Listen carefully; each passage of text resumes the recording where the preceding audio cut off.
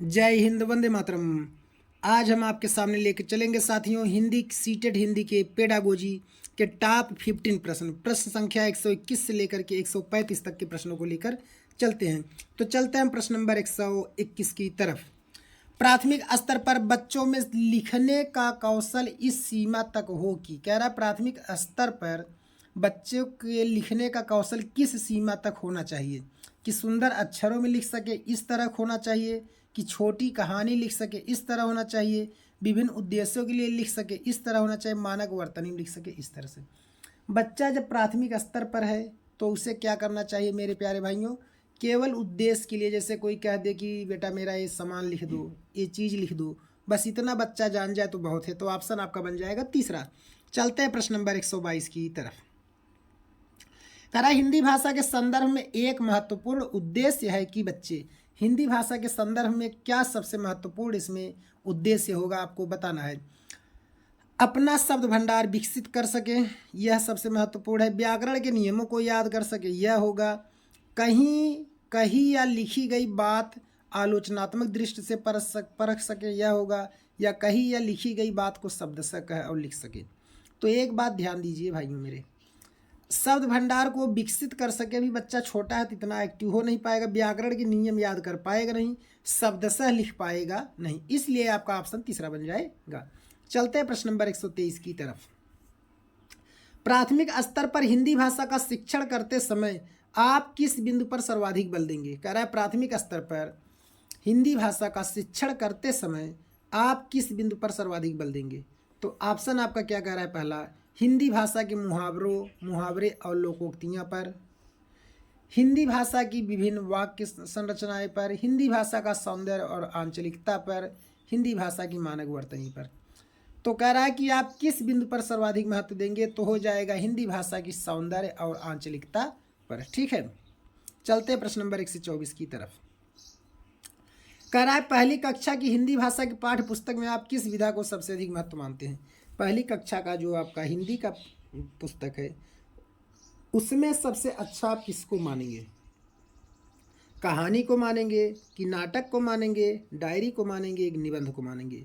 तो मेरे प्यारे भाइयों इसमें हो जाएगा, बच्चा छोटा है, बच्चा कहानी को सुनना ज़्यादा पसंद करेगा, इसलिए ऑप्शन हो जाएगा इसमें आपका कहानी हो जाएगा। चलते प्रश्न नंबर 125 की तरफ। प्रश्न 125 क्या कह रहा है प्यारे भाइयों, कि पढ़ने का प्रारंभ से ही हो और किसी उद्देश्य के लिए हो। पढ़ने का प्रारंभ कहाँ से हो और किस उद्देश्य के लिए हो। कह रहा है कि पढ़ने का प्रारंभ होगा अक्षर से कि शब्द से, वाक्य से, अर्थ से। तो पढ़ने का प्रारंभ मेरे प्यारे भाइयों आपका 125 में हो जाएगा अर्थ से ही हो और किसी उद्देश्य के लिए हो। ठीक है, चलिए प्रश्न नंबर 126 की तरफ। तो कह रहा है भाषा अर्जित करने के संदर्भ में कौन सा कथन उचित नहीं है। भाषा अर्जित करने के संदर्भ में आपका प्रश्न नंबर 126 में कौन सा कथन उचित नहीं है। यह एक सहज प्रक्रिया है, यह एक स्वाभाविक प्रक्रिया है, यह बच्चे भाषा के नियमों को आत्मसात करते हैं, या बच्चों को नियम बनाना सिखाया जाता है। तो देखिए बच्चा इसमें छोटा है, ठीक है, अभी उसे नियम बनाना नहीं सिखाया जाएगा, इसलिए ऑप्शन हो जाएगा आपका चौथा। चलते हैं प्रश्न नंबर 127 की तरफ। करा लिखना सीखने में सर्वाधिक अधिक महत्वपूर्ण है। लिखना सीखने में सबसे अधिक महत्वपूर्ण क्या होगा, प्रश्न नंबर 127 में आपको बताना है। करा अक्षर ज्ञान, शब्द ज्ञान, वाक्य संरचना, अर्थ की अभिव्यक्ति। तो लिखना सीखने में सबसे अधिक महत्वपूर्ण होगा। बच्चे को पहले हम बताएंगे कमाल लिखो, क माँ में आग मात्रा बेटा लगाओ, माल कमाल लिखो।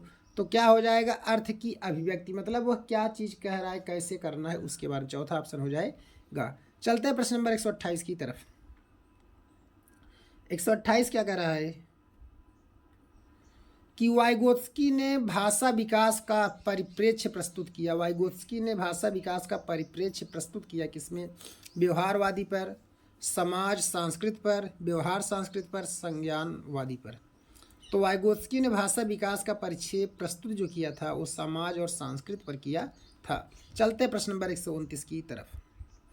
प्रश्न नंबर 129 क्या कह रहा है, बहुभाषिक कक्षाओं बच्चों की घर की भाषा को स्थान देने की दृष्टि से कौन सा वाक्य सर्वाधिक प्रभावी, मतलब कह रहा है बच्चों को उनके घर की भाषा लोकल लैंग्वेज को सर्वाधिक मतलब महत्व देने के लिए इसमें से कौन सा ऑप्शन आपका बनेगा। तो कह रहा है हिंदी भाषा के शब्द को अपनी भाषा में कहो, यह, या हिंदी भाषा के शब्दों को अपनी भाषा में लिखो, यह, या हिंदी भाषा में कहानी सुनी कहानी को अपनी भाषा में सुनाओ, यह, अपनी भाषा में अपनी पसंद का कोई गीत सुनाओ। तो आप मतलब कि एक भाषा को दूसरे में आप ट्रांसलेट करने के लिए कह रहे हैं, यहाँ पर पहला ऑप्शन, दूसरा और तीसरा है कि एक भाषा को आप दूसरे भाषा में ट्रांसलेट बच्चे से करवा रहे हैं। लेकिन चौथा क्या कह रहा है कि आप अपनी भाषा में कोई भी अपने पसंद की कहानी सुनाओ। तो आपका यह चौथा ट्रांसलेट यहाँ पर नहीं हो रहा है, ठीक है, भाषा परिवर्तन नहीं कर रहा है, तो इसलिए ऑप्शन आपका क्या हो जाएगा, चौथा हो जाएगा। चलते हैं प्रश्न नंबर आपका 130 की तरफ। तो प्रश्न 130 क्या कह रहा है कि कक्षा 5 के बच्चों की हिंदी भाषा का आकलन करने में सर्वाधिक कौन सा प्रश्न सर्वाधिक उपयोगी है। तो हिंदी भाषा के शब्द का आकलन कर हिंदी भाषा का आकलन करने में सबसे ज़्यादा उपयुक्त कौन होगा।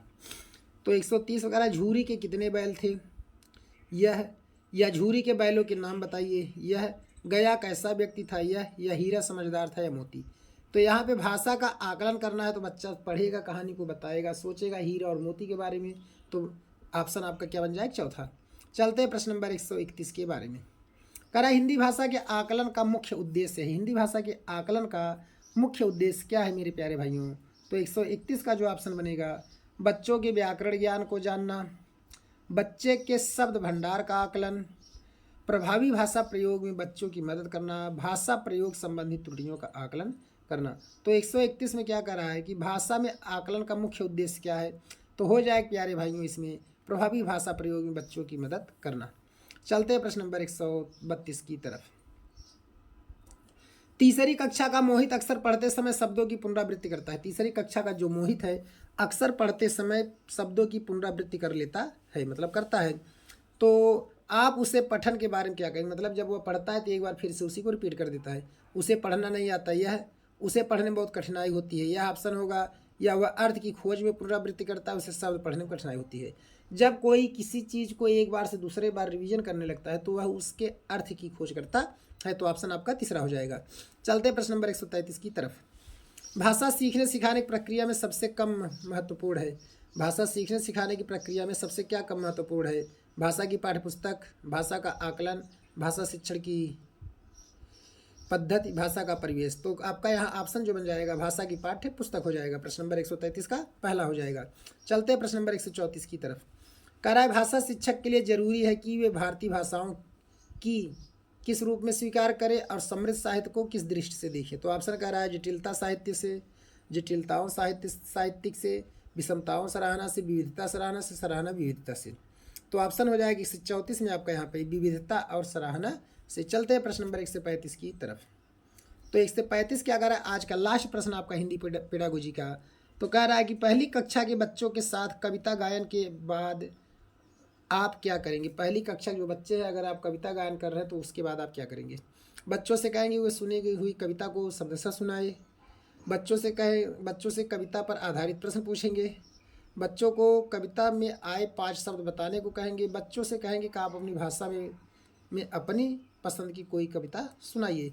तो ऑप्शन आपका 135 का क्या हो जाएगा प्यारे मेरे भाइयों, चौथा हो जाएगा। तो अगर आपको हमारा वीडियो अच्छा लगा तो हमारे चैनल को सब्सक्राइब, वीडियो को लाइक शेयर कमेंट जरूर करें। ओके, जय हिंद।